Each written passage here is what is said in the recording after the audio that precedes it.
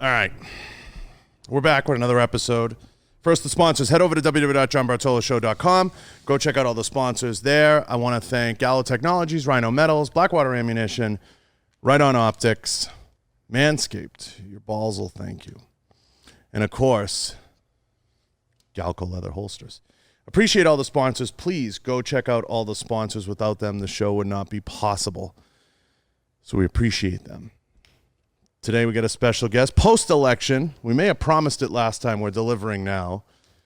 We got the post-election, one and only, Bobby Sausalito. What up? What's up? Not much. Listen, let's dive right in. Let's. We're perplexed. We are perplexed. Give me an update. Tell me what you see out there in the universe. Where are we? Well, I'm curious what you have to say about it as well. But this seems the topic of the moment seems to be: are we on the brink of a massive cataclysm, a dub 3, as it were? That's what I don't know. I got people messaging me telling me to get fucking MREs and stuff. So I don't know what's going on out there. All right, I'll give you a minute to wipe the crust from your eyes. A cataclysm, huh? I feel like that's a biblical reference. Yeah, I mean, whatever you want to call it. At first, I was like, should I say Dub 3? I don't know. Are we gonna get shadow banned? I don't know. But I don't know. I just don't know what the hell's going on, and there's a lot of weird stuff going on. Like the thing that it makes me very weary is the situation with Brian Kemp in Georgia, with his daughter's boyfriend's car exploding into a massive fireball. Like, what occurred there? What the hell occurred there? That whole situation is perplexing to me. Why? Because like let's put it this way: if you've ever watched a movie before, when there is truth, they're certainly not going to come out on NBC and be like, "Did you know such and such?" The truth will be revealed in time. So it's like, why did this dude's car explode? Why is this Bobby, I was looking for a simpler answer. Like, cars don't just explode. Okay. I was looking for a simple answer. Right. I'm just saying, what's going on there? I don't know. We seem to be at this inflection point, and I just I'm very concerned, because if it is as Donnie Ballgame suggests, then we are in quite a pickle here. Well, let's go back. So the election happened. Let's start there. Okay. The election happens, because you were in here before the election, and we promised and we delivered. Yeah. Anyone in their right mind who does not think there was any rigging, is out of their mind. Correct. Let's put that out there. Oh, you went with the cucumber mint BLK water. All right. Yeah. It's good. It's refreshing. Refreshing indeed. But anybody who thinks it wasn't rigged is out of their mind. Correct. I saw I think it was a tweet the other day I found interesting. It said, there's multiple videos that have surfaced. There's multiple this, multiple, but there's no. Yeah. Yeah. Sure. So the whole thing stinks like day-old diapers. If anybody in their right mind thinks that Joey Basement was able to get more votes than Barack Obama at his highest of highs when he was unbeatable, they're out of their mind. Even Barack Obama getting in front of a microphone and saying otherwise is out of their mind. I think it was set up from Jump Street that way. No one's going to convince me in this lifetime till the day I'm dead and buried that this wasn't manipulated. Yeah. It was totally set up that way. We can fly a rocket to land on Mars, but we can't figure out how to do ballots. Count paper. It would have been safer being done online. That's one. Two, nobody votes down ballot the way that it was voted on. Right. Nobody just votes for the presidency and doesn't vote for anything else. And that's where the Democrats fucked up, in my opinion, in plain English. Down ballot, we win everything, but we lose the presidency. That hasn't happened, Bobby, in 100 years. Yeah. Since I think it was Woodrow Wilson. And this is just one of dozens of different things. My third point of contention that I put back on anybody is you have a guy who barely campaigned. Right. You can count the campaign stops on one hand. And even his VP candidate, she barely campaigned. And no one showed up when she did. Barely. No one. I find it very hard to believe, and I think they panicked And I think it was as clear as day. Yeah. The issue is the media is never going to allow Trump to have it. They're never going to allow him to win. They were never. I thought he had a real chance when he filed some of the thing. First of all, this is what people don't realize. He didn't file anything in the beginning. These filings were done by the state and were done by the state parties and different things. Where he fell flat on his face was, I think that, the issues came up was that the media was just dead stacked against him and never going to allow any of it to be heard. People can say Supreme Court, this, that, the other thing. It's just they did it in such an egregious way that he was never going to be able to have that smoking gun moment. They were never going to let him have it. Had he had it, I think he would have had a fighting chance, but they did it in such a way, especially in Pennsylvania, that was so egregious. Because I don't think Biden won Pennsylvania. I don't think he won Michigan, and I don't think he won Wisconsin. And I'd be shocked if either of these Senate candidates won in Georgia. And I'm talking about the Democrats, because I think there is a groundswell of irate folks down there. The only detracting thing I can say about our side of the house, and I want to get your thoughts on this, is sooner or later, I watched, this is interesting, I was watching that Bee Gees documentary, right, on HBO. Mm-hmm. Awesome documentary. And it talks about the death of disco, which is interesting, right? I think the fear I have, and I've had this for a while, is you get kind of that MAGA fatigue, and that's what I worried about in all this. I don't know if that reared its head a little bit to play devil's. I don't know. I don't have the answer to that. But I do worry about that a little bit. I think the smart play for him is to announce that he's running in 4 years. I think that's the smartest play. Now, that's how I saw it unfold. I can spend a whole podcast on the legal, who filed what was filed where, why it was filed, how it would play out, but I don't think anyone's going to give him the time of day because they want the smooth transition, and that's the end of that. How it plays out from here, I don't know. I don't see a world WW3 event. I don't see that. I did see him putting the pieces in place in case some of his cases would be heard, which I think was very real. I think he was putting some of the puzzle pieces together in case he had to squelch some of these uprisings. But I've been reading a lot of interesting stuff. I'm going to put it back on you for your thoughts. I'm very intrigued at where this is going, and I'm going to probably take the conversation in an interesting direction once I get your thoughts. Okay. Well, I think that there's only kind of two ways of looking at this. You can look at it like, this is just not a big deal.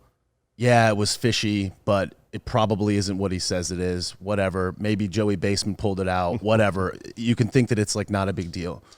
Or you can think that it's like the greatest and most significant threat to our freedom maybe ever.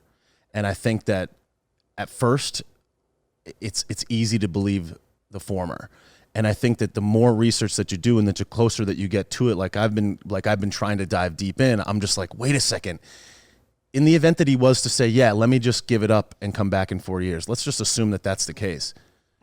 That means that we have no choices anymore. That means that we are under control. That means that we are under siege. That means that all is lost. If you can dictate who is the president, who is the most powerful person arguably on the entire planet, if that can be taken away through deceptive means, we have no country, and thus we have no world. Republic. Then we have no world in a lot of ways. And really the last bastion of American freedom, and thus freedom around the planet, is now jeopardized because it can be controlled in that way. And if it's unfair now, then it most definitely will be unfair in 4 years. And we're toast. I think that's the severity of allowing this to occur is extremely significant, not only for America, but for the world at large, and really for humanity. And I think as this has escalated, I've realized the severity of this and how much of a real threat this is to freedom in the entire world, and really for the freedom of humanity. You're not wrong, but here's the issue. I don't think it's political that we're up against. what I think we're up against. Well, it is political, but I don't think it's the politicians per se, because they're going to die off and get old and move on. Eventually, Nancy Pelosi, she's 100. She has to move on. Okay, she looks like the fucking crypt keeper out there. The swamp monster, She is the monster. Yeah, I'm scared to death. I mean, she's walking around, she's like a skeleton. Good morning, Sunday morning. Terrifying. The issue here, and I've been, studying recently a lot of James Lindsay stuff, and if you haven't looked into him, he's got some fucking mind-blowing shit. Okay. Talking about Black Lives Matter. A lot of Jordan Peterson-esque stuff. Nice. And this is my bigger concern, is we're marching towards that, like, you can identify, it's identity politics. You can identify what you want. You can be whatever you want. You can be all these things. You can just declare it. Yeah. And that's what we're up against. I don't think necessarily it's a Biden thing. It's definitely not a Biden thing, and I would even say that the identity politics part of it, though certainly a position in all of this mess. I'm talking about the ability for a foreign actor, a la the deep dish, as I refer to him, being able to just literally sway the free will of the people. And if that is the case, then it's like you're talking like full on socialism. You're talking people that are being appointed to cabinet positions of which they have no experience. You're talking Joey Basement, who is completely woefully unaware of what's going on, who is a complete puppet that arguably is completely compromised in every sense of the word. And you got this guy in control now. Like, the severity of this is just so insane that it just blows my mind. And at first I was like, I don't know, no big deal. But as the further I get in, I'm just like, this could be it. Like, if he was to get in and say, pack the Supreme Court, for example, change the Electoral College, which are all powers that in theory he would be able to influence with well, that's why the Senate thing we're toast. The Senate thing becomes critical, right? Yeah, but the thing is that, like, the depths of this and the depths of people that can be compromised in one way or another, be it through intimidation, through financial means, through whatever other dark, shady deals, of which there are many. It's like, without a guy in there that can't be bought or paid for, like Ballpark, it's like the threat is severe. The sun thing's terrifying. Now he's painting. Painting? Did you see that? No. So it's new. Okay. Let me brief you. Oh, good God. I'm going to tell you why the sun. The issue with Hunter is a deeper, like you said, a deeper catechism. Yeah, man. So the Sun now has announced that he is using alcohol ink and a straw, I believe, to blow ink onto parchment paper and create almost like these war shacks. No. And he's doing it. Where are you? I'm not making this Where up. are you seeing He's this? doing a gallery showing. Go on your No. Wait. Good God. Go on your computer there. Go on your fucking phone. And I'm serious. Just Google Sweet. Hunter Biden painting. No. So I'm gonna brief everybody while you're doing that. My word. He's literally doing a gallery showing of him painting. No. So this is amazing in itself. Here's my thing. The Hunter Biden thing scares me because if he's trying to, we all know how it goes. Get the fuck. We're from the East Coast, right? So if he's breaking a piece off at the political level for his son, and now there's this, and then there's the brother who's a wackadoo operator. The problem with the two of them is they're like Dumb and Dumber. They could fuck up anything. Why can't they just write a book or do a speaking circuit? Nobody would think otherwise, right? Instead, we got to go to Burisma, and we have to get, a $500,000 a year no-show job. That's what it is. Yes. In the end. Yep. I mean, we're talking about Joey Bates. It's a no-show job. Yep. That's straight out of the mafia. Yep. And we have to get greased on a geopolitical level. And now we're selling paintings. Okay? It makes sense. So my issue with the Sun is, if you're willing to do that, because the world is run by widows and idiot sons, okay? If you're willing to do that for your idiot son, and that's what he is, what are you doing for the guy you actually owe something to? Let that sink in. No, right, exactly. No, exactly. That's the thing. It's like a true threat. It's not like we're not playing volleyball here. This is like a real threat. Real thing. A significant threat. So if you owe Joe Biden and you got him by the nuts, what's he doing for you if he's given the son that everybody, I'm sure, around him, common sense would dictate is like, you can't do anything. He's untouchable, right? Yeah. But what if you actually owe someone? That's the scary part. We all owe people in life, and we know that. We all have markers in our pocket that we play. Imagine someone that actually has a marker on this guy. Right. That's what scares me. I would say that it would be more than unlikely that is the case, just based on the evidence that's come out even just so far, and all of these other super crazy things that are just like. And he's such a disaster. Nobody wanted the VP ship. That was the inside news. I knew. Nobody wanted it. Really? Because they went to Michelle Obama with it, from what I heard. Good God. And she didn't want anything to do with it. So Obama didn't even want to come out and campaign for him. Right. Till the very end. Yes. When they said, we need to release our Kraken. That was all they had. Yeah. But I know nobody wanted, because, Obama's been quoted as saying he's a disaster. What, Joey Basement? Yeah. Yeah. Yeah. I mean, that's fact. I'm not surprised. Yeah, he's been quoted as saying that. Yeah. So the issue here, as we go forward and how we pick up the breadcrumbs and the puzzle pieces, I don't think Trump concedes. I don't think so. I think what he does is he walks out of the White House to a press conference. He should announce that he's starting his own news network, and he should announce that he's running in 4 years. That's my opinion. That's a retreat. How is that not conceding? Yeah, but what do you do? You follow the constitutional orders, and you exhaust every possible outlet. Well, I think he'll do that. I do too. But I don't think he's going to get the play he needs to have happen because he lacks the smoking gun. Well, I think that because they didn't allow him to have it. I don't know. I mean, like, I think that the ability for us, your common folk, as it were, for us to know exactly what's happening. I mean, any good fighter is not going to show their death blow. So I would say that, again, like, we don't really know what the truth is, and only time will reveal it. But I don't know if all this stuff is true and all this information has made its way to us, and we can see in plain sight that this stuff has been goosed. To think that he doesn't have a final hand I think that would be really frustrating. And if he doesn't, knowing that this was going to occur, knowing that he has all of the power of the most powerful government in the world at his disposal, literally knew a year and a half ago that this was going to go down. If with all of that stuff and all of these things incoming, that there was not enough traps set up, it's just like, then we're toast. Well, I wondered about the special forces getting that server over in Germany, I believe. Yeah. That was something that intrigued me, and I wonder what was on it. I think the best secrets are kept in plain sight, and I think this is in plain sight. You have that doctor at MIT coming out. He's, shown this is what happened. Here it is. And I think it all is as clear as day. The problem Trump runs into, Bobby, is just he's fighting a war on too many fronts. And politically, it's going to be very hard for him. He needs to win. He needs a win somewhere. And I just, believe me, I want it to happen more than anybody.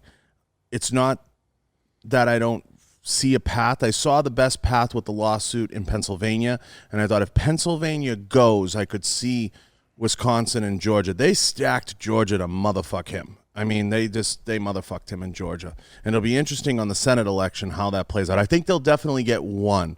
I don't know if they'll get Kelly Loeffler, because she's very unlikable for some reason. At least I think she's great, but I think she's a good businesswoman. I think all the things about her, and I think it's great to see more women in Congress, in the House, in the Senate.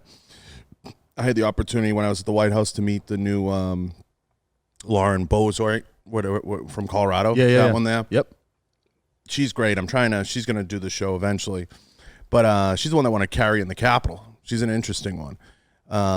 Super nice. But I think sometimes it comes down to likability, and that might be the struggle. I think the gentleman that's running against the other crazy candidate, the one that's like super left. I always forget his name. I draw a blank. The Democrat. In Georgia? Yeah. Oh, the pastor? No, Kelly's running against the pastor, right? Yeah. Kelly Loeffler's Warnock, running I think his name. The other one, he's like a super radical leftist. He's trying to center himself now. I forget his name. I draw a blank on it all the time, but because I've been following the Kelly Loeffler one a little closer. Yeah.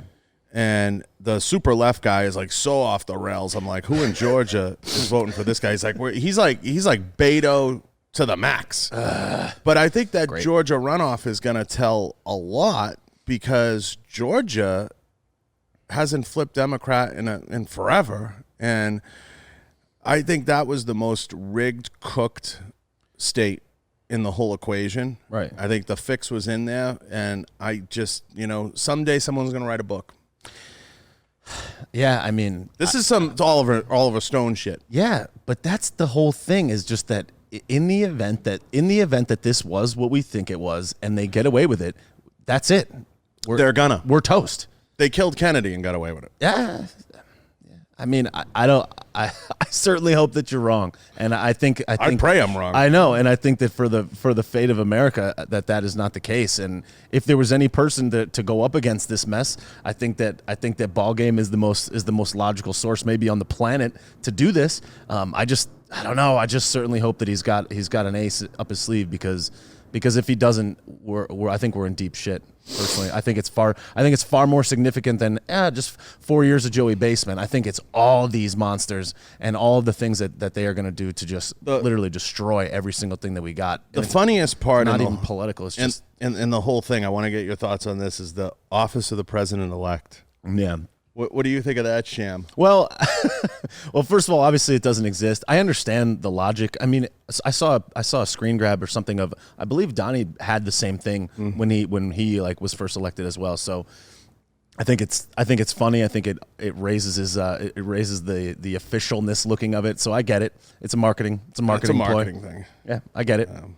It's like it's like a it's like a fabricated set. It's almost like something out of Tropic Thunder. I was trying to think of it it's a created movie till it becomes real. Like it's fake till it becomes real. Yeah, you know what I mean. And then all of a sudden they're actually in the middle of a fight. It's but seeing it play out again. I say all this, everything I'm saying, I'm not happy about.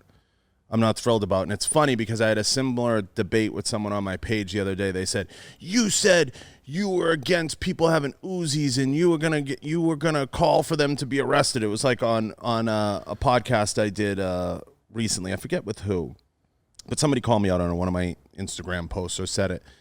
And I said, yeah, but a solution isn't just running around and saying shall not be infringed. Where we are, right? So I kind of hate these people.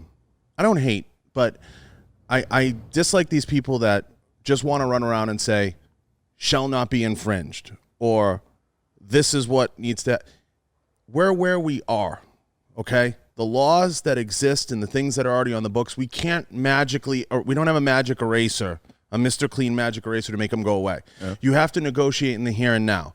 Like if I only have $8 in my pocket and I only have $50 in equity, that's my balance sheet. That's where we are. You can run around like the Proud Boys and say, shall not be infringed, don't tread on me, this, that, and the other thing. That's great. But if you're trying to change things from the inside out within the system, you have to understand where we are today. It's ignorant not to. So, you go to the guy's page and he's one of those shall not be infringed guys. And I'm like, I get it. I understand what you're saying. But I also have my thoughts on full auto Uzis in anybody's hands unregistered. I have my thoughts on that because of where we are, what laws exist. We have the NFA. You can't just roll back and say the NFA doesn't exist anymore just because I say shall not be infringed. That's not a plan. So what I try to say is what's the path? What's the plan? With this election, with this turn of events, where we are, I don't see. I would love to see, like you said, a smoking gun, something that he has, whether it was on the server, whether it was something, because we haven't seen anything yet. He hasn't played it. Yes. Well, I think that I was watching this video earlier today where they were talking about, the newscaster was talking about all of the remaining paths to victory. And one of the things that he was talking about was how Abraham Lincoln, one of the paths was how Abraham Lincoln called martial law, and he basically put all of these people, arrested all these people, and I don't want to fudge up exactly what occurred, but Abraham Lincoln, against the media and against the public opinion, pulled everything into martial law and ended up going down as one of the greatest presidents in history as a result of doing this. Basically, draining the swamp in one foul swoop and changing the course of American history. And I think that because we're in this nice, shiny, polished world right now, we think that the battles that existed in the past are no longer there. It's just now the battles are information battles. And the severity of this is the same as the severity as it was then. And all of the public opinion and all of this, it seems like this place in the past, like Abraham, this was a man up against other men and women, and it was a battle, a true battle. And if he had not made the right decision, we would not have the freedoms that we have today. That was probably the most difficult thing ever imaginable ever.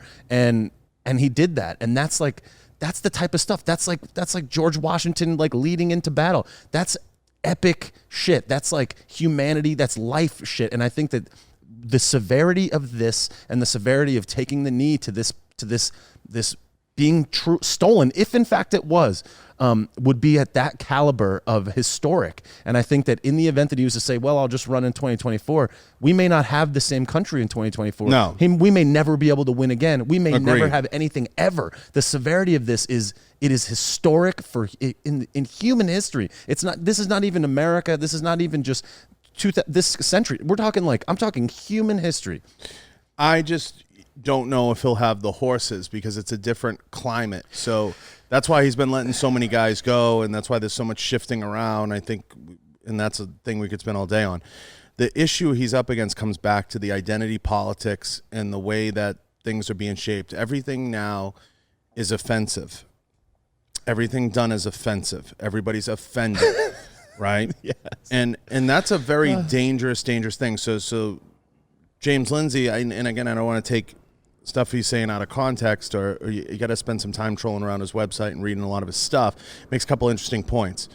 He said, he talks about BLM surfacing on in the UK. He talks about BLM being a front for identity politics and trying to, he said, just remove Black Lives Matter and insert socialism. Yes. So the reason, you have to get to the reason of why the narrative of socialism, why socialism is such a popular thing to push. Okay, because I believe that it gives people a false sense of hope. It creates this, we're all going to be on a level playing field. We're all going to have equal. Yes. And this gets burned into the AOCs at the college level, and it's being taught and it's being proliferated at the college level. It's being proliferated at certain levels. And what's happening is people are given a false sense of what's reality. I had Dennis Wolfen here, who was, bodybuilder, he grew up in Germany, he gets it. Yeah. He talked a lot about socialism. He talked a lot about growing up in it and understanding it. George Masvidal, UFC, talked a lot about it on the road. People don't understand what it's like to wait in line for orange juice. Yes. People don't understand what it's like to wait in line for bread. They don't truly understand what Marxism and socialism is until you sit with some of these people. I spent 2.5 hours with Dennis on air and off air talking about this. And he goes, people just don't get it. People just don't get it, Bobby. They don't understand. Right. And they're using this identity politics to, so the black culture gets sold a bag of goods. We'll make it equal. The Democrats have zero desire to ever see black, call it Blexit, call it whatever you want, to see the black culture, the people that identify as being a part of that culture, or being a part of, I don't want to say just black, I want to say misfortuned, right? Sure. Anybody misfortuned. Oppressed. Yeah. Or feels that way. Yes. Anyone who falls into that category, right? Yes. You feel like you didn't have the advantages that the white man had. Let's put it that way. Sure. They have no desire to see you on equal footing. Do you think Nancy Pelosi is going to go in her wallet and say, let me give you this out of my wallet? Right. No. Correct. It's not going to happen. The reason Trump is so polarizing and such a fear for Democrats is the clock is ticking for that cabal. Okay? Chuck Schumer is not getting any younger. Nancy Pelosi is not getting any younger.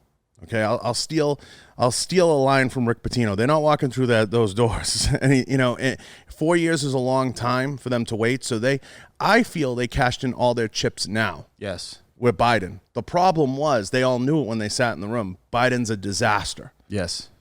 So the selfish hope was that somewhere along the lines he was going to implode. I thought the Hunter Biden thing was very interesting, even though, yes, it's his son and it's, but it shows his malfeasance. I cannot now, we all know how the East Coast thinks. The East Coast is used to corruption. Chicago, New York, Boston. They see something like that and they're like, he's just taking care of his son. That's kind of what goes on. But it shows his philosophy and how he approaches things in that grift manner. And that's a lot of that generation was grift, grift, grift. And I grew up in it. You grew up. I get it. Yeah.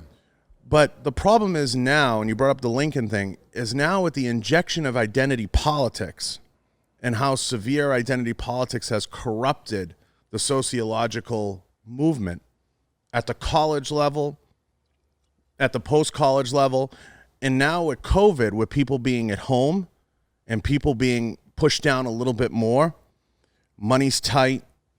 For a lot of people in blue-collar jobs, everything's tight right now. Restaurant owners, everything. When they hear things like, the government will take care of you. We'll give you this. We'll give you a stimulus. That's how it starts. We'll give you a stimulus. We'll give you this. It's insane to me because you can remove any of those and they're all sociological traits, okay? And it marches us down a very dangerous path because of identity politics and because we want people to be down and look at the government like, how can help us? And it creates a very scary atmosphere. Yes.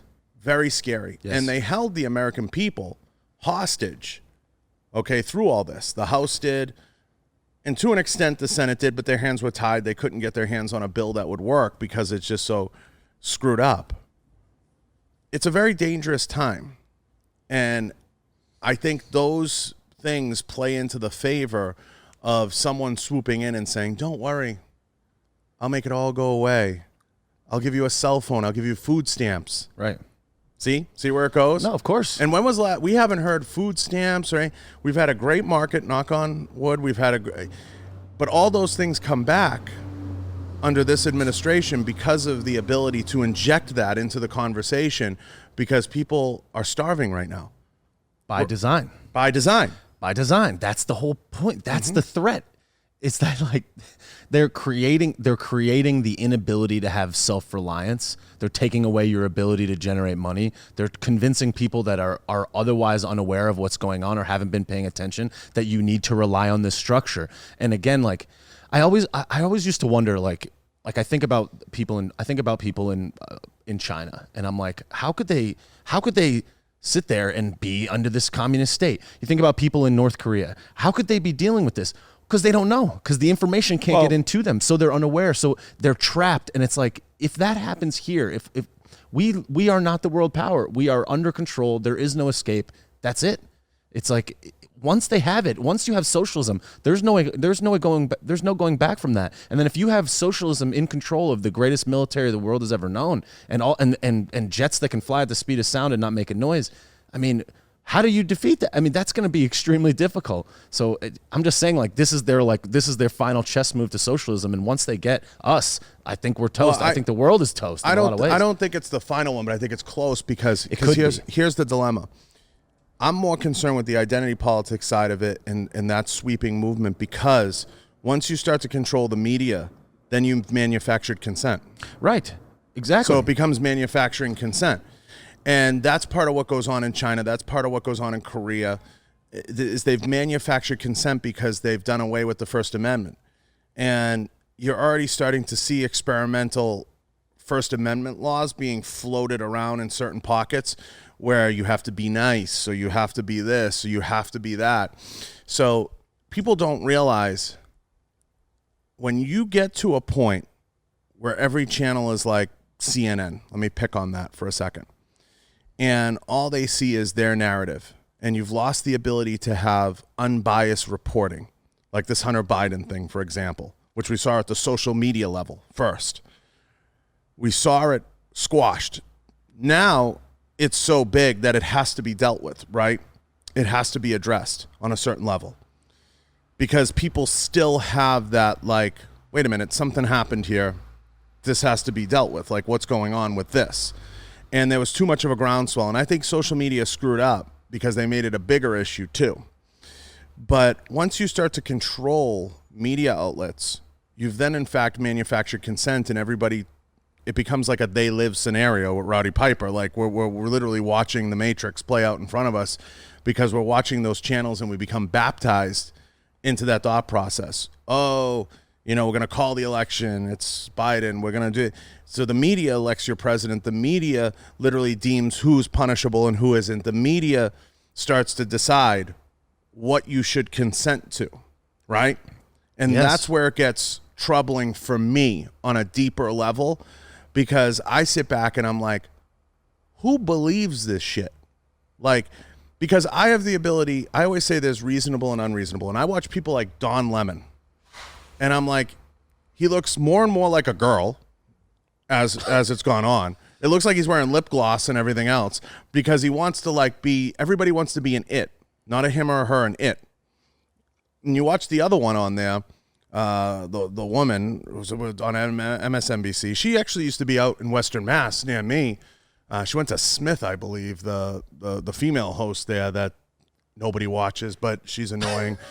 She got the Q-tip hairdo, whatever. Rachel Maddow. Yeah. And I'm like, who believes this shit? And literally, there's no Lots fact of people, laced sadly. into anything that they say. I tune to them every now and then for entertainment. Mm-hmm. And I watch them, and they're so dismissive of everything. But here's the thing. Take away their $300,000, $400,000, $500,000 a year job. Put them in the barrio and pork and beans in Miami. Let them have to live. Let them own a restaurant for a month. Right. And try to survive. Right. And you'll see them crying like little babies, sucking their thumbs in a corner. Mm-hmm.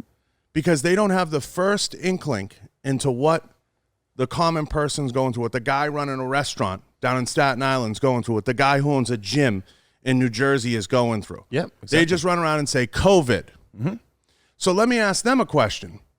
If your family was starving, Don Lemon, Rachel Maddow, you had no money, no money for Christmas presents, and your whole income was based on your family's little restaurant, little trattoria that you have, or your gym, would you have the same reaction? You talk about empathy. Yeah. Do you understand that? Or is it just, I'm going to run around and say, but COVID? They're employed. Those people gainfully are employed. They are not saying what they even believe. They are saying what they need to get their own. Mm-hmm. Those people are bought and paid for, and if they didn't follow the line, they would get clipped and purged, and it would be, oh, look at this new guy, look at this new gal, listen to this person. This is the new lead talk show host. Whoever's willing to toe the line, they are bought and paid for. They are employed. They are not saying what's on their mind. They're not saying their true beliefs. And if you look at them, they purposely hire these people, and she doesn't look like a female. He doesn't look like a male. What they hire is these like, they want them to look like it's. Well, whatever. Yeah, I mean, but that's what they want them to look like, because they want to do away with having a male culture and a female culture. They want to have a bleached culture of just, we're going to have an it person, the it person talks. I'm serious. That's what it is when you look at it. Go look at either one of them. If I held a picture up right now of Don Lemon or Rachel Maddow, could you tell that she's a female, and could you tell that he's a male? Yeah. Barely. Whatever. Okay. But it's the way that they want society to go. It's they want the identity to be bleached. They want it to be this it person talking, and that's it. They don't want to identify in any way. They want to be we're for everybody. I mean, I just think that I don't know. I understand what you're saying, and I think it's the most dangerous path. It's a dangerous path, but it's the reason I bring it all up is because I think that's the biggest threat to society. We want, if you listen to any of the things that are going on right now, I am totally 100% for everybody having a say in the universe. But if I speak to 1,000 people, I know that I'm going to upset 10% of the room. Yeah. No matter what. Yeah. I accept that going in. These people want to create a society that if they can't control the message has to be pleasing to everybody. And when you have that, it's a lot like you see the scene in World War Z when he says, I was the 13th man, whatever it was that I said, build the wall to keep the zombies out. There has to be someone that offers sometimes a dissenting opinion to say, well, I see it this way. But you have to have the right to do that. Yes. Once we strip the right away to do that, we're in trouble. The zombies are going to come in. That's where we are right now, though. But that's the whole point, is that we agree, like, they have control of the media. You could look objectively and say they have control of the media. The media influences the mind and the viewpoints of the people. The media can be judge, jury, and executioner. You can get somebody prosecuted by just disparaging them in the public square, a la the media. And since those are owned, you can literally get someone arrested. Look at the people in St. Louis. There's a riot down the street. The cops aren't going in and defending people against the riot. A riot breaks through the fence and goes is in their front yard, waving guns at them, threatening them, and they come out to defend their property, and those people get prosecuted.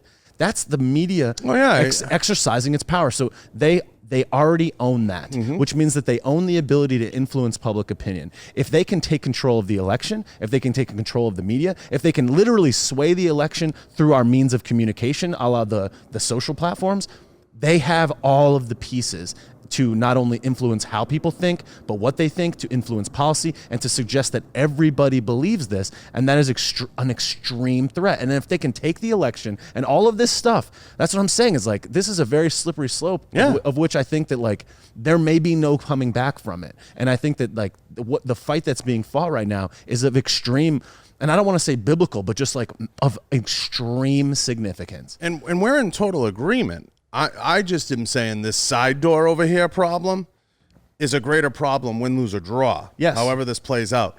The McCluskey situation with the guns, yeah. I said it. I had John Norris just on. We were talking about this. This is a Second Amendment thing, a state law thing. I said, what was the solution? Right. If I'm sitting across from the AG right now having this conversation, I said, was the solution that they hand the guns to them? Right. Was the solution that they just stay in the house and allow them to destroy their property? And who pays for that? Right. And so what it's like we're not thinking with rational thought. When you put your hand on a stove and your hand gets burned, you don't put your hand back on that stove. Right. There has to be some leeway. That's why in law enforcement and police work, they allow a certain amount of critical decision making based on the scene. And the police officer at the scene can make a decision. When you look at that situation, and I said it before with John Norris on, you can debate the gun handling all day. That's a whole different story. That's an educational piece. Whether or not you want to go down the brandishing road with them, I will 100% tell you they could be in trouble for brandishing a firearm because they were just waving it at people. That gets dicey. Brandishing is a very broad law on the books. It's been on the books for 1,000 years. It's kind of like if I pull a gun out right now and I just kind of wave it around, or I'm outside in a public place, how it gets interpreted state to state, I don't know Missouri's laws and how deep they run. But yeah, I mean, they should have been in a low ready. We all are in agreement with that. Yeah. But what's the alternative? Right. Wait to get killed. Wait to get killed. Yes. And we live in a society where the bad guy has, like, what was it? Walgreens just recently threw their hands up in the air in one location, and they're like, yeah, we've been so overrun. We literally, like, the inventory. I'm serious. Oh, I don't know. Yeah, it's ridiculous. The thing is that, okay, so what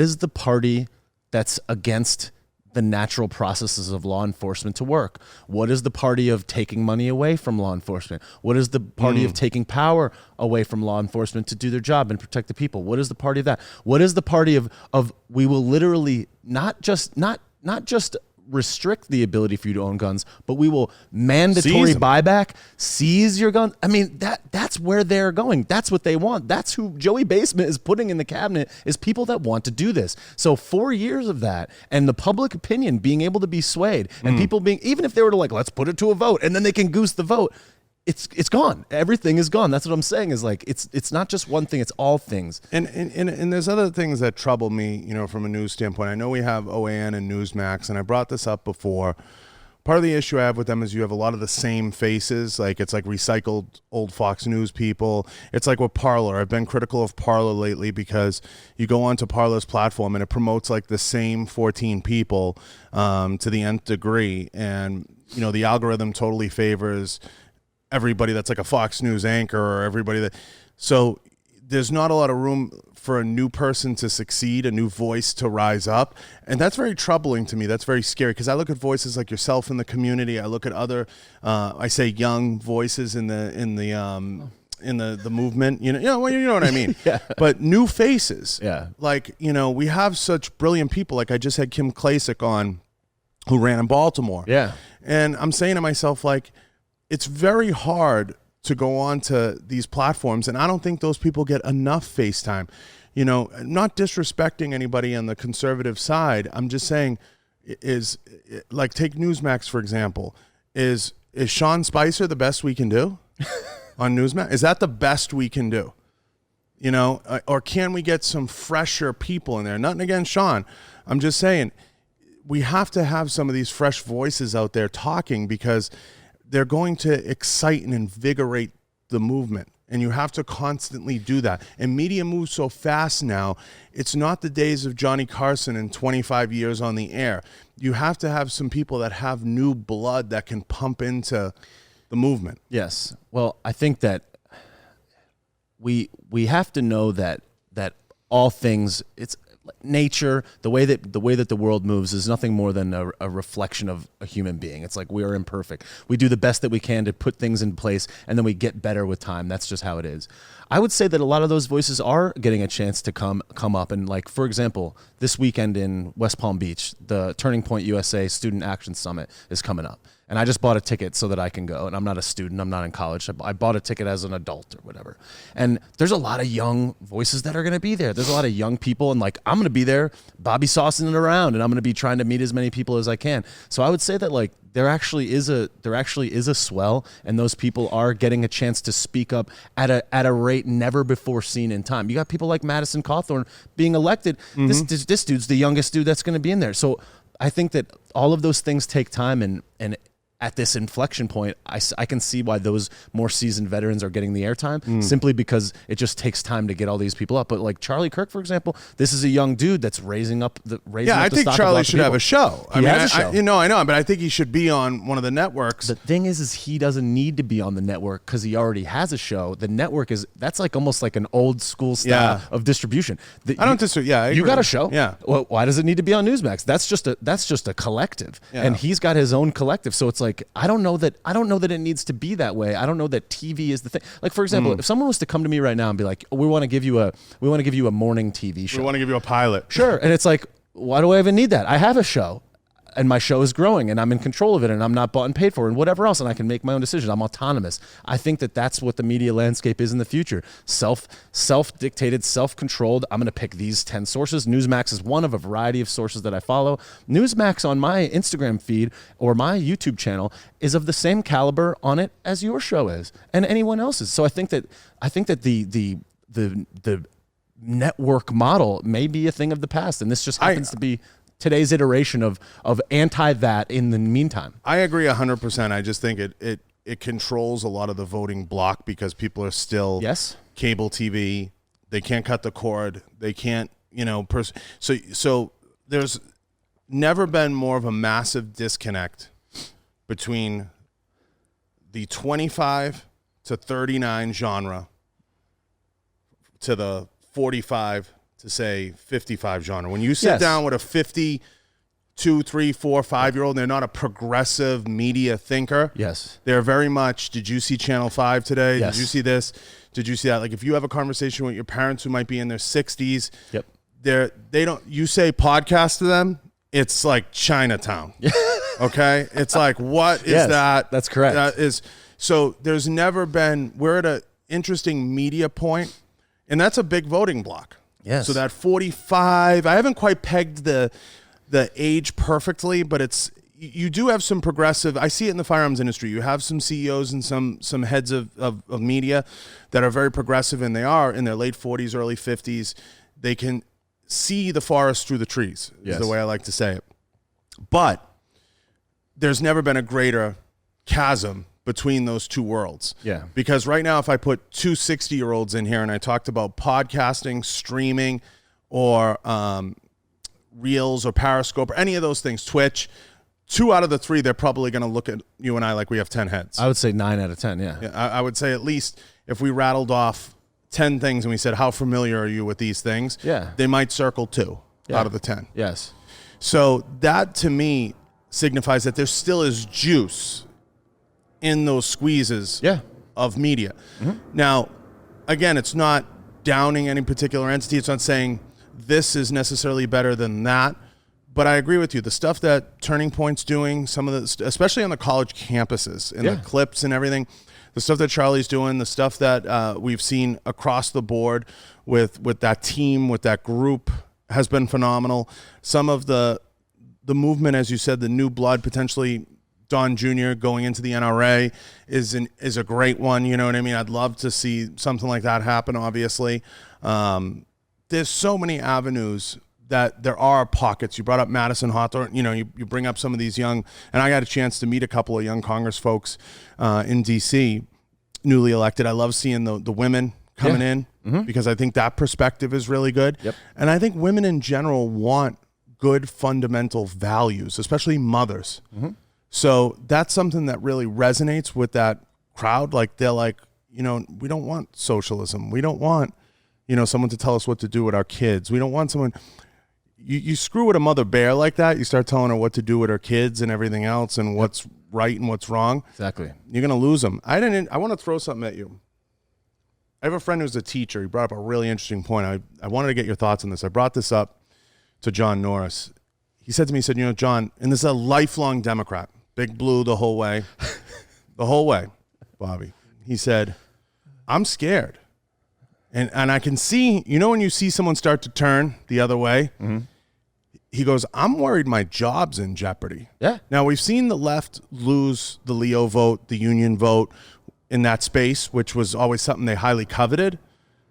But I see them losing the teachers, because the teachers right now, especially in private schools, because parents are saying, fuck this. I'm not paying private tuition for my kid to sit at home and do a Zoom.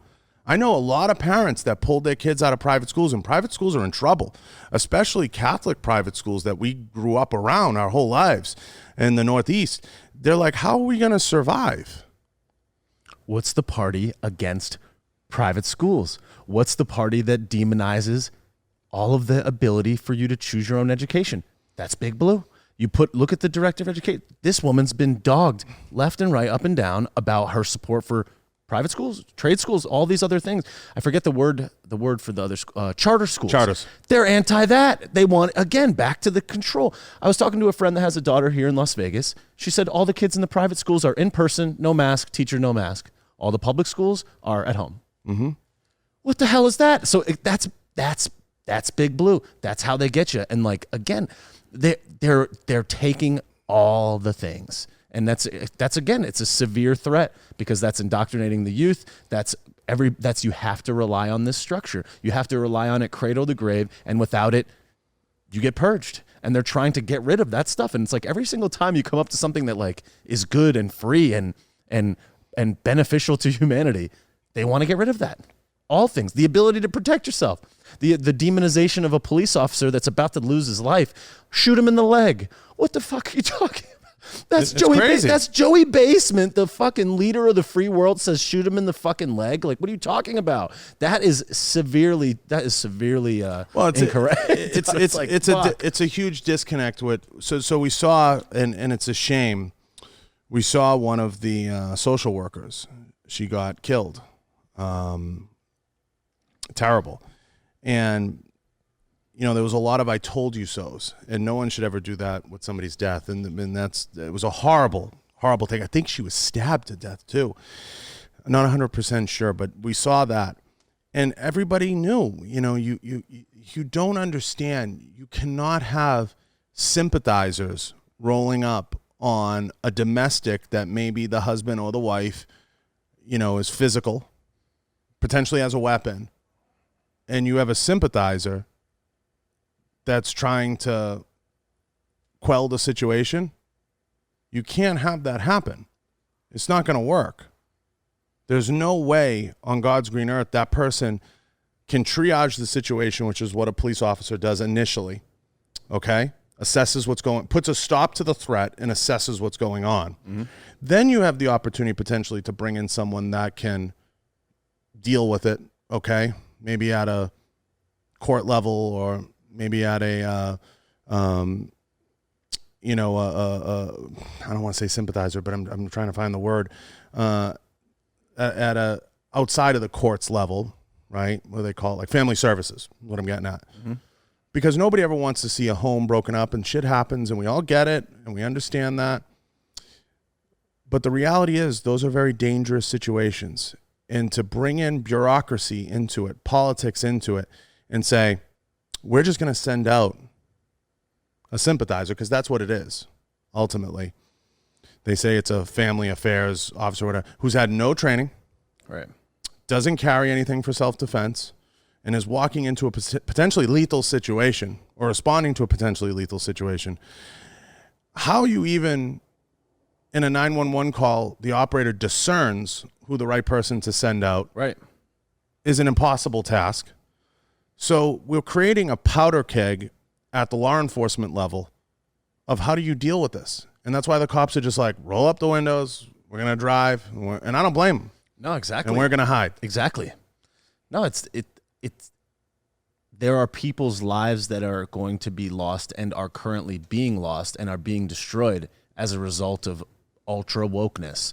And for example, like everybody's talking about these corona deaths. Oh, all these deaths. Like, what about all these people that are missing cancer screenings? What about all these things? Like, people are really going to die as a result of all of these things. And it's not just a small decision. It's like people's lives are being put at risk for wokeness, to be woke.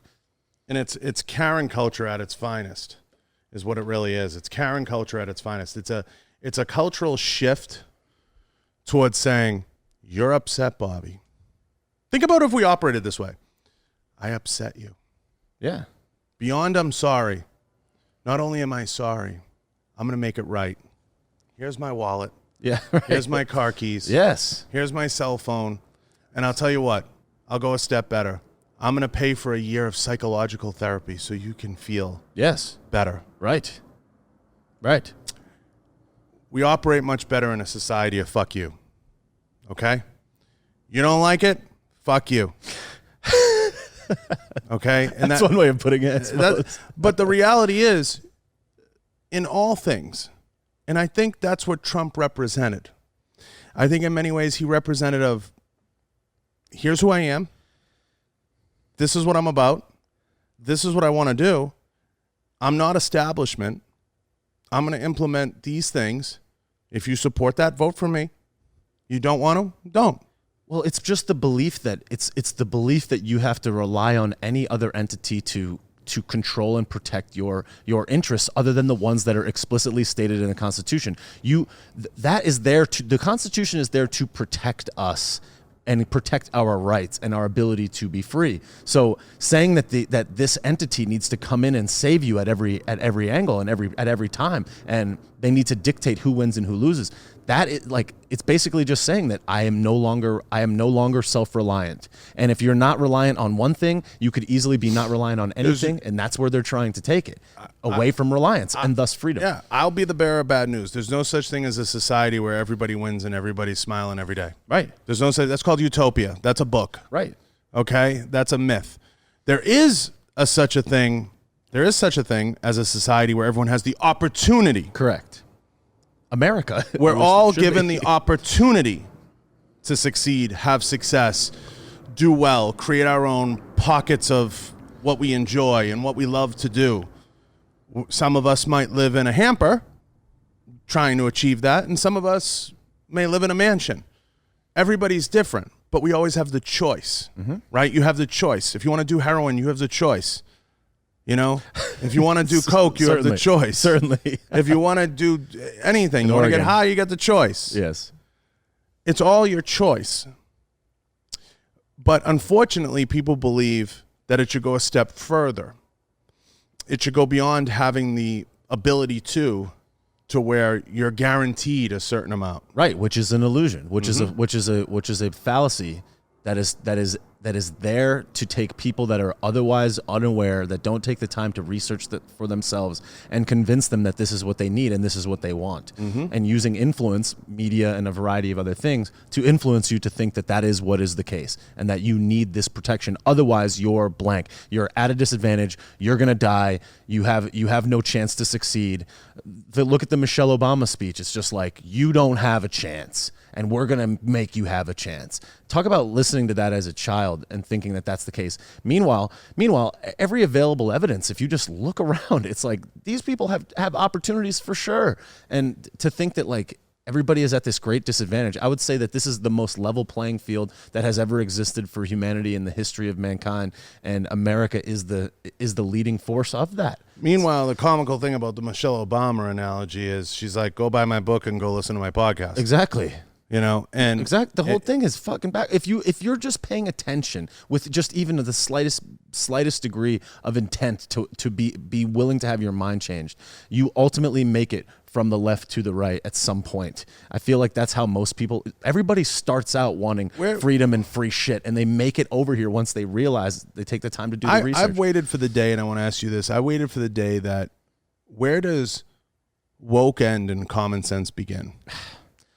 I think that it ends when it affects your life personally and directly, and I think that that's the thing that surprises me, that now when all things are being taken from the vast majority of people, that more people are not like, wait a second. And I think that a lot of them are. I think that this corona shutdown stuff, that's what's killing the small businesses. That's what's killing the people, is the government's intervention, not the virus. And all of these numbers are goosed, and this whole thing is like, it's a complete takeover. Did you see the guy the other day on the viral clip of him pleading like, this is my business, like I can't feed my family? Yes, that's destruction of human life.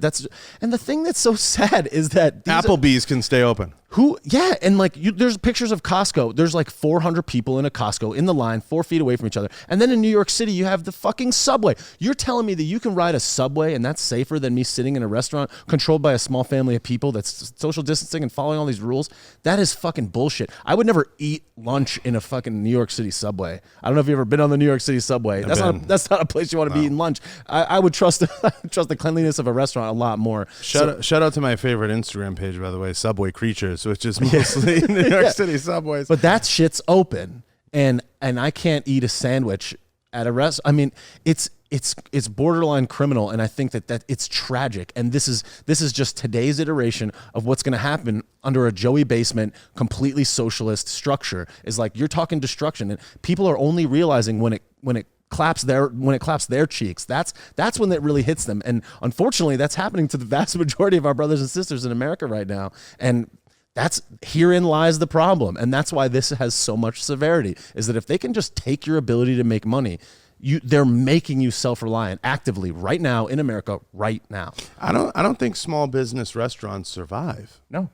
I don't know how they do. They can't. And dude, and like a restaurant is already one of the most risky and hard businesses to run. And you know what else? The people that are employed at restaurants are usually like friends and family, or they become friends and family. People or it's like legacy, like lifetime of building. Like it's a passed down from generation to generation. Much more so than, like, I would say, like a tax business or any other business. So you're like literally destroying like the core fabric of what makes America great. And it's like, they're coming after this one thing. Like, let this be a lesson to us. That's not where they're going to stop. This is like, that's why it's destruction. That's why I call this from the Thunderdome. It's seriously. Yeah. I'm going to have a lot of friends. I think I've had 325 guests. I think I'll have 325 friends when the shit does hit the fan. I do think we are heading towards a shit hits the fan moment. What that moment's going to look like, I don't know, because I just think the real reality is too many people are scared, and I think we're seeing that via the election down ballot. And I think we're seeing that shift because people, I grew up in Massachusetts where fundamentally people understood, okay, we have this Democratic state Senate, and they would often elect a Republican governor. It's very common in Massachusetts, which is interesting, right? Yeah. So Weld was a Republican. Salucci. Salucci's LT nice was Italian name. Yeah. Paul. He looks like De Niro. And then That's not a good. He's not. He's not on our side. and now Charlie Baker. We've elected quite a few Republican governors through the years because fundamentally I think people do believe in a balance. There needs to be some type of balance, and that's what I think is going to work in the favor of these Senate elections. I think people are going to say, you know what, we can't give it all to them. There has to be some degree of balance. And the House is really in jeopardy. Really, in all actuality, coming back to the House, Nancy should lose her speakership because she's done a horrible job maintaining those seats. And she's not going to have she's going to have a very rough caucus because she has that whole AOC wing that's off on an island. That how are you going to corral them and keep them happy? Yeah, they can't be happy because it's like they're not allowed. They don't allow themselves to be. And that's the thing is like this woman is young. Like that woman could be in there for 50 She's talking about getting out years. now. I hope that she does. Yeah. She is. I think that she is like. I think that probably deep down in her soul and her heart, she probably is a well-intentioned person. And I think that she's just blind to how she's being utilized as a puppet for this much greater structure. And I think ultimately hell-bent on taking us away from being self-reliant. I think ultimately she wants to go make money and sell books and everything else because she doesn't have the seasoning that some people that run have. That like they've had years to make money.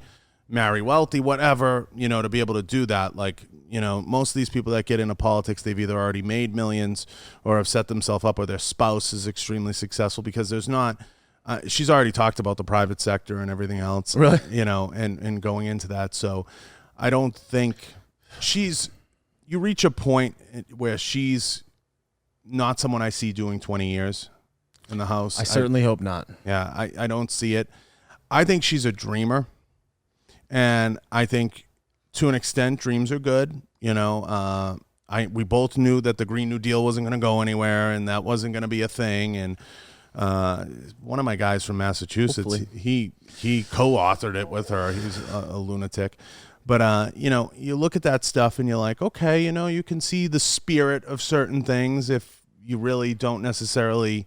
Would we love to have no emissions and like this, like I said, a utopian world where orange juice is free? A lot of people don't understand the logistics that go into that and what's actually involved. Right. Now, if you float it out there as like a promise or something, then okay, people can appreciate it. But when our advice on the weather, earthquakes, volcanoes, anything having to do with the environment is coming from some 13-year-old Swedish girl, and that's what we're taking as gospel, we got some fucking problems. Who's lifting up her stock? We got some fucking The problems. media. I mean, think about that. How's like terrifying. This is the thing is that those people are being exploited as part of a greater agenda. They're lifting their stock because they're puppeting the right thing at the right moment and using their heart. And what I believe that girl probably is. We have no issue with it. You have no issue with it. I know you and you know me. We have no issue with the message. It's when you start saying this is gospel, right? It starts to become terrifying. Yes. When you start saying that, we're going to listen to this person as an expert and we're going to because you can't have it from both sides. You want to listen to the experts when it comes to coronavirus, but we're going to listen to a 13-year-old girl when it comes to the environment. These experts, these handpicked experts that say what we want them to say, but these other experts that are of equal qualifications, they're not experts. It's our experts so long as it fits the narrative that makes sense in our tale that we're telling you. It comes back to the conversation I had earlier with you about the person with the Uzi. It's disregarding where we are today. It's like saying, geez, we're going to stop using coal. We're just going to snap our fingers. Yeah. Which I could spend all day on the Biden coal thing. Mm-hmm. He never flip-flopped. He never, clean coal, no coal this. I'm going to do away with fracking that, fracking this. Yep. You can't snap your fingers and go back to 1776 and say, we're just going to run around and say shall not be infringed, just like you can't run around and say every car is going to run on cucumbers. Yeah. It doesn't work that way. That's not a solution. It's not a plan. Yeah. And what I say to everybody out there, it doesn't mean I don't agree with you. It's nothing to do with it. Mm-hmm. I can agree with you that you should be a millionaire. Can I show you the path? Maybe I can give you, a couple tips. I don't know all the answers, but I wish you well and I hope, right? Yeah. The Green New Deal is wishing you well and we hope, right? Yep. What steps can we take that are realistic towards those goals, whatever those goals are? Just like the environment. You're concerned about the environment. I think we all are concerned about the environment. I'd like to have a planet. You'd like to have a planet. That would be good, a planet. But what are the rational steps? Am I just going to start putting corn on the cob in my car and that's how it's going to run? Right. Can I afford to do that? No. We rely on the ingenuity and the innovation of somebody like an Elon Musk or someone that comes along and says, I'm going to make an electric-powered car that's going to run for 10,000 years on a fuel cell, and that's what capitalism is. Yep. It's not about waving a wand. Right. And that sometimes is what dreamers want to do. Peter Schiff, I love listening to Peter Schiff, and he was talking about how he was like we didn't invent air travel because they banned trains. He's like it's just like we created a more efficient way to travel, and then money went into that thing. So he's like, we can't ban our way to this green world. We can't, like in California, they said that I think it was Mussolini, he banned the use of gas-powered vehicles. He banned the use of gas-powered vehicles after some year. And he's like, this is a great step forward. You can't ban your way to that. It would create itself just on its own. That's not allowing the free market to work. Just like I told the guy, on my page, I said, he goes, well, you want registered this. I said, no, we have something called a green permit to obtain a full auto weapon right now. I said, you have to get either a pre-ban or you have to have an SOT to obtain one. Yes, I'm not for a 21-year-old buying a full auto Uzi with no training on an Uzi and no green permit and just go out into the universe and proliferate. Not only that, the cost of ammo, it's impractical, but that doesn't mean I'm against it. It's just you can't roll back all those things and snap a finger. How do you get there? It's like suppressors are a better conversation to get into. I'm 100% for suppressors being sold at the counter and sold at the register. And if you're going to have something like the NFA, which isn't going anywhere anytime soon, you can pay the tax stamp, which I'm not in favor of the tax stamp because I think it's egregious. Buy the suppressor, and if you want to have a layer of registration for who owns suppressors, then you do it right there. And it's sold to you right there. There's no wait period. There's no anything. Okay, but everything is about compromise. It's the art of the deal. You have to give something to get something because that's where we are. And trying to explain that to someone that just wants to run around and say, shall not be infringed. Well, do I want every 21-year-old to be able to go buy a tank necessarily? Maybe. I could be sold on it pretty easily. I could. Sure. But I think you should learn how to drive the tank. Fair, right? Sure. I think there should be some regulations because I don't want a tank driving down the street when I'm trying to get to work. Yeah. I don't think that's reasonable. Be a problem. Yeah. So I adhere to a reasonable and unreasonable standard. Right. It's like saying everybody should have what the military has. Well, should we have nukes? It's where we are versus the dream, right? I love full autos. I think full autos should be more accessible. I have seen videos where youngsters with limited training have literally killed RSOs with a full auto gun because of negligence and things that have gone on. It doesn't make me against them. It makes me want to explain to people that that's a higher level up, and you have to understand that weapon system, and you have to understand what that thing is capable of. It's like anything else. Does that mean I'm against everybody owning grenades? No, but I don't want someone throwing it in my backyard either. It's where we are. And that's what I try to explain to people. Where we are is we have cars that are powered by gasoline. You can't just wave a wand and say, what'd you call him? Mussolini. Yeah. Gavin Mussolini. So that's great, by the way. That's up there with Joey Baseman. Yeah, it's pretty good. I didn't make it up, though. I can't take credit for that. But you can't just wave a wand and say, by 2022, we're all going to run on cucumbers. Right. Cucumber-powered cars. Yep. You can't wave a wand and just say, shall not be infringed, and everybody's going to have access to everything. I'm going to go buy an Apache tomorrow. Yeah. And that's what I'm going to take out. Because it's just not practical. It's not real. Maybe in an alternate universe, we can roll back the clock. And believe me, I'm all for that. Yeah. But the reality is, until you find the time machine, ain't going to do it. So how do you go to the table? Like, one of my big key things has been national reciprocity. I'm a huge fan of national reciprocity for firearms permits. I think if you have a permit in one state, it should be good in every state. Big believer in that. But what's the trade-off going to be for that? Do you just say, oh, it's constitutional carry? That's what it's going to be. You're not going to get everybody to go for that. Sorry. I'll be the bearer of bad news. So what you have to take is the minimal representation of the law, right? When you go to the table, I could say, listen, Bobby, we're going to get national reciprocity, but here's the deal. You got to take an NRA course, just like I would be in favor of full autos. And the reason I say that, and I said this to the kid, and the kid shut up, I said, I'm in favor of the instructors getting money in their pocket too. So put it back on the instruction. Allow them to take a course in full auto, buy it at the register, done. Same thing with, you want to do the same thing with suppressors? Whatever. But you have to give to get, and why not give back to the community by letting the instructors give you a piece of paper? We all know it's a token or whatever at the end of the day. Take a class, but that makes the money wheel spin round within our own business. And that's what I'm all for. Just like if you want cucumber powered cars, give Elon Musk $1 billion grant. I'm sure you'll have them. He's a pretty smart guy. I think he could get a car powered by fruit at this point. Probably. And then we'd complain that we have a fruit shortage. That would be next. Yes. We have to defend the rights of fruit. Yes. It doesn't matter at this point. It's going to be something to bitch about, whether or not people have something to bitch about.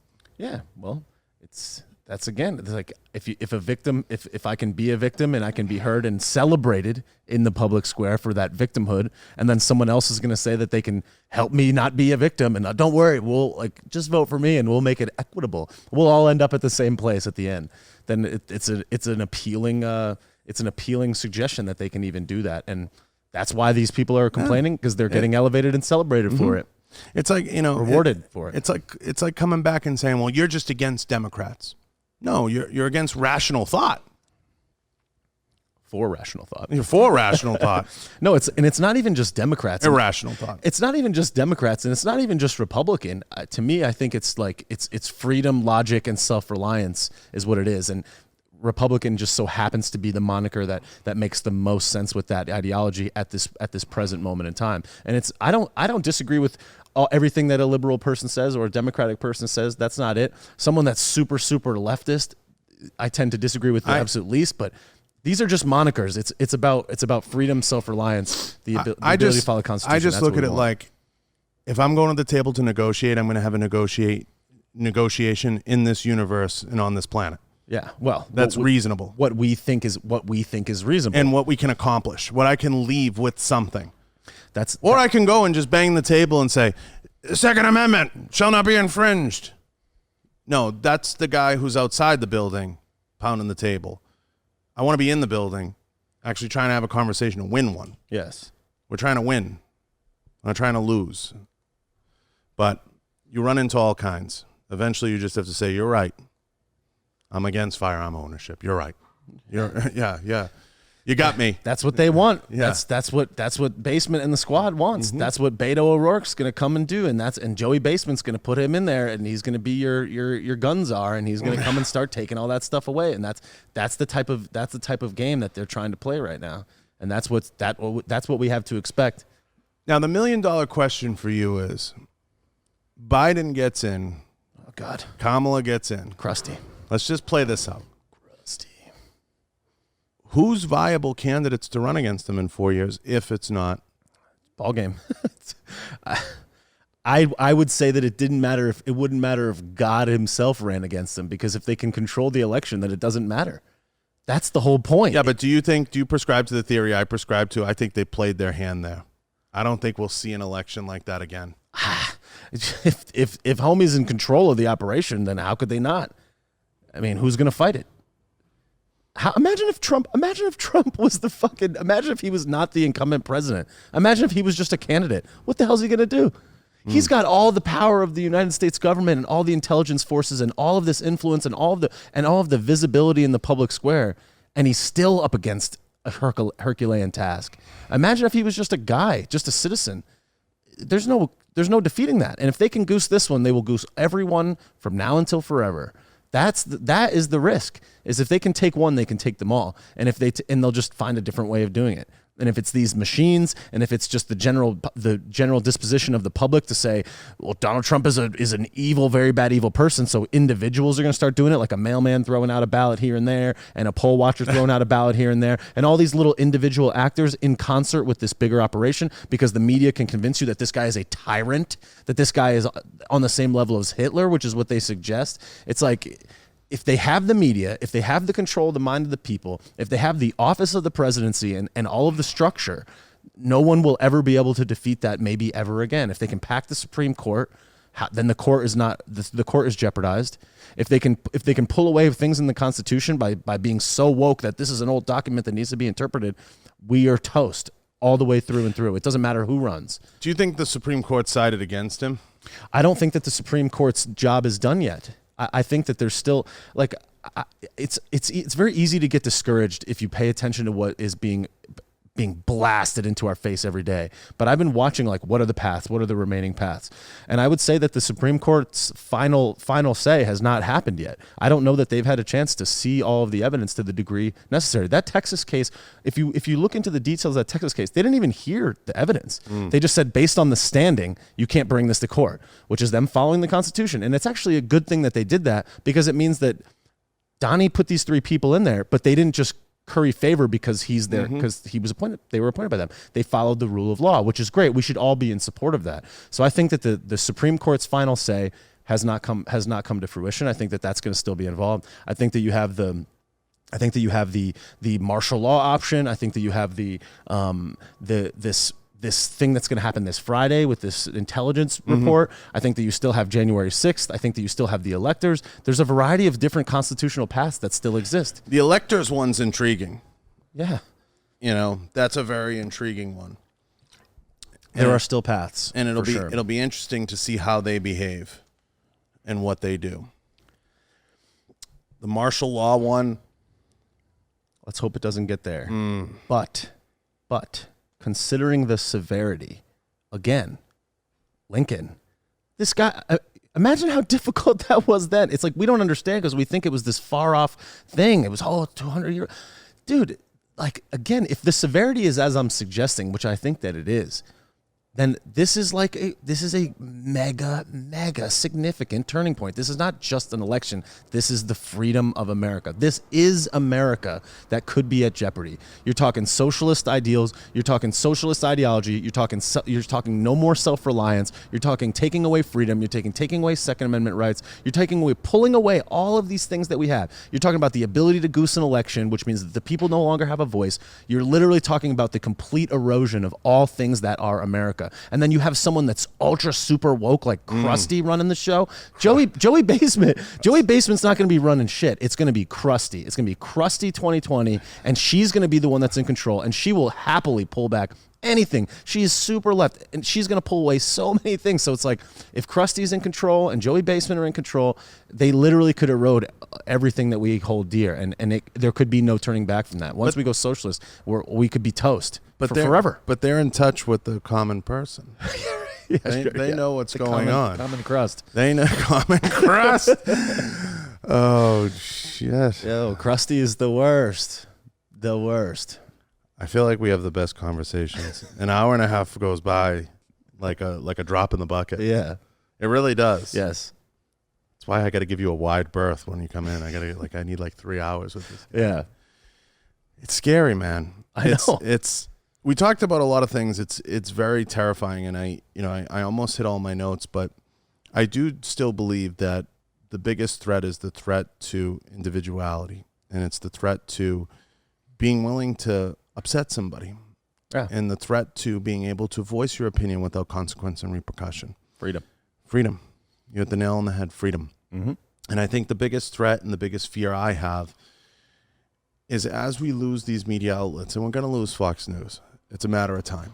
You could suggest that maybe it has already been lost in a lot of ways. Because the Suns are as left could be, and it's only a matter of time before the gates close. And I have a legitimate fear, at least at that level right now, because of the voting block that it controls. I think over time, as people clip the cord and, as you said, streaming and other things come in, it's important to address that. I think that is going to be the new medium, and I think that will be the new space. And I do believe that that's what carried Trump to a win. I believe that. The reality is the larger entities that still had enough sway and still had enough control, albeit hanging on by their fingernails, controlled the outcome and controlled what was the perceived outcome. The reality is we're where we are, like I said. And there are some paths and there are some things that can be done. The important thing now is, regardless of how it unfolds, we protect what piece of the universe we have, what piece of the real estate we have still. Hopefully the Senate goes the way we need it to. And then there's entities like the NRA and SSF, certain things that I just am a believer as a progressive in the right side of the universe. I believe that we have to bring in new blood, bring in fresh ideas. We have to mobilize as best we can. Because if we don't, we're going to die the old way. We're not going to be as ahead of the game as we need to be. Because we've done a good job kind of fishing in fresh water, getting fresh faces in there, getting the young blood moving, things like Turning Point, things like seeing some of these younger female congresswomen elected. That's big. Yep. It's a huge thing. You know that. No, the women are crucial, for sure. And then there's also the entities that we need to support that protect us, or at least attempt to. Debate that all day. That's a different debate. That's another podcast. Sure. But the reality is, I keep saying it, we're where we are. And I try to tell people, you have to remember the context of where we are. And that's a sliding scale that can be corrupted by the media to change our perception of, no, this is reality. But you have to question things just as you are, and that's why I love having you on. You even put me in check, which is important. But the reality is, how do we unfuck it? Individual conversations. I've said it so many times, and I will continue to repeat that. It is through individual conversations, because I don't think any of us understand the depth of power and influence that we have over the hearts and minds of the people that are close to us, and that can ripple out in a magnificent and huge way. If I can convince one person, that person tells 10 people, they tell 10 people. It has this effect, and we need to spread the cause and the message of freedom. We need to be talking about self-reliance. We need to make these conversations cool and interesting, and we need to just keep talking about it, because if we can't talk about it, and if we don't talk about it, all is lost. So I think that individual conversations, sharing conversations like this, having conversations like this, and getting more people to pay attention and look in this direction is the only way that we're going to save ourselves from this. It is through communication that this will be solved. And I think that the will of the people starts with an individual conversation with a friend or family member, and convincing them to at least pay attention and draw their own conclusion, but help guide them towards being a student of the truth. And that is more important now than ever. And if we wait too long, or we say someone else, or maybe this, or it'll be on this channel, or whatever, and we take that responsibility away from all of ourselves individually, we're going to lose it. And I would say that we're going in that direction. And instead of just being like these lefties or these Democrats or whatever else, it's like, we have to be willing to open conversations with them and do the best that we can to help people speak about this, because I think that that's the only way we're going to get to the bottom of it. It's like in a relationship. It's like communication and hashing it out seems to be like the only way to find a conclusion. You can't just be like, So it's like, if we can just have conversations, communicate until we're blue in the face, I think that that's how we save this. I think that's the only chance that we have to save it. It's certainly, and I think we got to band together too. Yes. But that's what it comes from. That camaraderie comes from the communication, that belief in freedom. It's through individual conversations. It's by tossing up a like throwing a share, DMing it to your friend, posting it to your story, letting people know, wearing the red hat, whatever is the case, but just opening the conversation about freedom and self-reliance and all the things that make America great. I mean, that's that has to be part of the conversation. Instead of talking about who won the football game, instead of talking about who's on The Bachelorette, if we could just spend a little bit more time talking about this, we would be able to save ourselves. And I understand that it's uncomfortable, and I understand that it's annoying and it's boring and whatever, but it's not going to be boring when it kicks you in the beanbag and it comes and gets you. And that's what's happening right now with these small business owners. And most people are like, it's like if you watch SNL and watch how they demonized Max Public House, like these babies, look at these babies. Oh, Ian Smith Fitness, this guy's a baby. Look at this. It's like, no. Like that is insane. We have to support these people because they're fighting for their life, quite frankly. And to think that people are going to just dismiss that is because it's not affecting them. And that's why they're so quick to be like, nah. And we just need to let them know that these people are being heroic and they're up against the wall. And we have to stand up for those people, defend those people. And the only way that we can do it, the only way that everyone can do it is by talking about it. Did you hear that Jordan Peterson was having a hard time publishing his new book? And that I'm not surprised. Yeah. I'm not surprised. The woke mob, the cancel mob. But that's the thing is like people don't understand. It's like it's the frog in boiling water. They're just we're sitting there and they're just heating it up. And before long, you're dead, just like that. And it's like if we don't start talking about this now, like I don't want to talk about this. I want to just bullshit. I want to jib jab and be like, did you see this funny quip? But it's like this is a time of patriotism, and this is a heroic moment. What will we do right now? What is your next conversation about? Is it about fucking Tom Brady, or is it about it is about the freedom of this nation? This is super fucking mega, and I cannot stress that enough. And the more that I pay attention, the more I'm like, if I am not doing my patriotic duty as best as I can with the moment and the opportunity that I have at this moment, I'm doing a disservice to this great nation that even gave me the ability to be here in the first place. And if I don't stand up, then I can't say shit about anything. So I'm doing the best that I can to use my skills and talents to spread this message. And that's how I'm doing my best to give back. And if everybody just did just the slightest thing, share, repost, like, and chat with others, we will save America. And all of us, if we can all be patriotic, we can overthrow this. And it's like a David and Goliath, a very small cohort of people that understand and believe, that are sharing with others, that are opening conversations, will be the thing that saves America, and quite frankly is the thing that saved America and created America in the first place.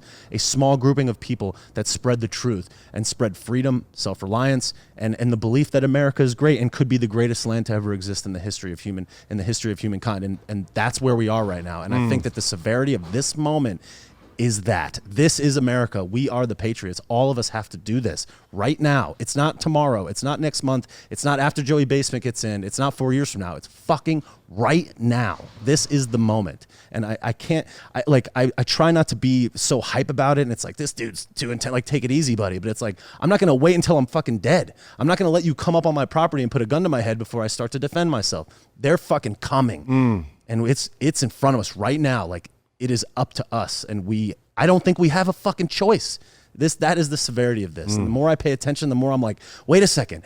I'm like, all I do is spend time investing into this and thinking about this. I think about your average person. You're working a 40-hour week. You're taking care of the kids. You're trying to put food on the table. You're watching a little TV so you can relax and don't burn out. You're trying to stay healthy. You're trying to make sure that the house is clean. You're taking the dog out to take a walk. Most people don't have the time to do this research. So someone like myself that happens to have that advantage, I have the freedom, the market is supporting me in a way that I can pay attention to this. If I see this and I don't spread it with this level of emotion and sincerity, we're fucked, because not every person has the ability to spend that much time. And if I can spend 45 hours or 55 hours a week on it, and your average person can spend 4, I'm a year ahead of you in a month. And it's like, I have to say this shit, and I don't want to, but this is severe. And that's what I'm trying to say. And that's the message I'm trying to impart. This is a patriotic inflection point that will truly save America if each of us can understand the true severity of this moment. I'm going to leave it there. Yeah.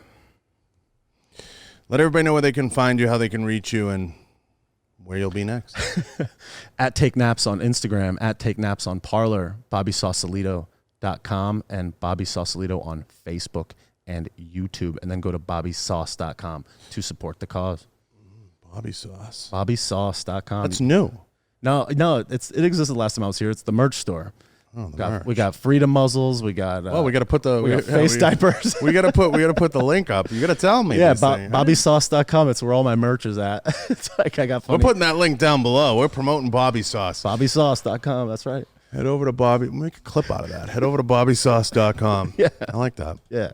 Can we get a Joey Basement action figure set? That would be great. That's something you got to look into. Yeah. I'm sure we can get a mold. We can get a mold. It's just a dumpster on fire. It's just a dumpster on fire with a sarcophagus. Yeah. And Krusty's in the background with a dog trying to break Joey Basement's leg. Oh my God. There's money there. Did you see that? Did you see that meme of the guy wearing like the yellow suit and he's like sticking his head out from behind the tree, like going like this, and it's like Kamala watching Joe like break his leg playing with his dog or whatever. I don't know. Oh my God. The fucking funny shit I've ever The seen. memes are endless. Oh, it's great. It's great fodder, but I'm gonna find a way to profit on them. Yeah. I'm gonna make a meme page. You should put your own patented memes available. Yeah. Which is the click of a button. The thing is that like I can make memes. I'm a graphic designer. Like I could very easily distribute and make memes, but I just feel like any attention that I take away from just making more videos is a distraction at this point in this growth period. So I'm like, I can make memes. I could get there, but right now I'm just like make great videos and keep hitting there. Act now. Yeah. Then you start to sound like the fucking NRA. See, the thing is that anybody could make memes. Anybody could be funny and make memes. Not everybody can do what I do. So I'm just trying to use where I have the advantage, my magic, and that's why I don't spend too much time on that stuff at this moment. Act now. Yeah. I agree with you. I think your best energy is put forward doing what you're best at. Exactly. All right. Let's get to the sponsors because we'll go down a rabbit hole and we'll lose 3 more hours. We're Certainly. 2 hours in. Yeah. I want to thank all the sponsors. Head over to www.johnbartoloshow.com. I want to thank everybody there. I want to thank Gallo Technologies, Rhino Metals, Blackwater Ammunition, Enforce Weapon Lights, Right On Optics, Galco Leather Holsters, and everybody listed below. Special thanks to Bobby Sausalito for coming in. I can't thank him enough. Every time he's in, I feel like we go down 10 rabbit holes, and he's welcome anytime.